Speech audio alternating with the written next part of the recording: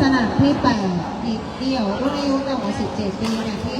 50ทีมที่3วัฒนาเรืองศรีจากทีมไทยแลนด์กับนาริศราพุ่มสิริจากพลสนามแบดมินตันผู้ตัดสินคุณวสัชชาเรียงวงศักดิ์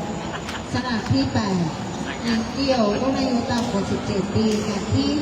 50ทีมที่3วัฒนาเรืองศรีจากทีมไทยแลนด์กับนาริศราพุ่มสิริจากพลสนามแบดมินตันผู้ตัดสินคุณวสัชชาเรียงวงศักดิ์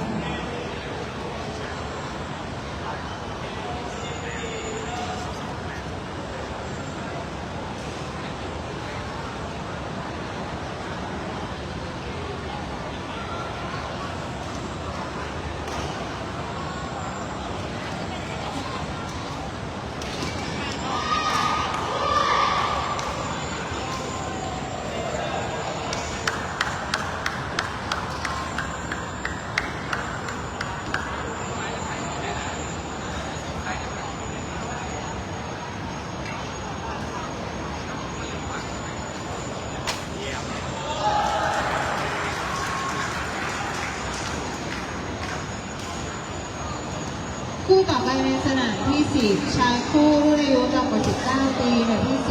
4เกียรติศักดิ์วันทองจากสิงห์งานทองและภูวราเรืองเอิญจากอินฟินิตี้แบดมินตันคลับกับฉีดจีฉีและสุริยาเทียนทองจากบ้านทองหยอดผู้ตัดสินคุณพีรพลแสงทอง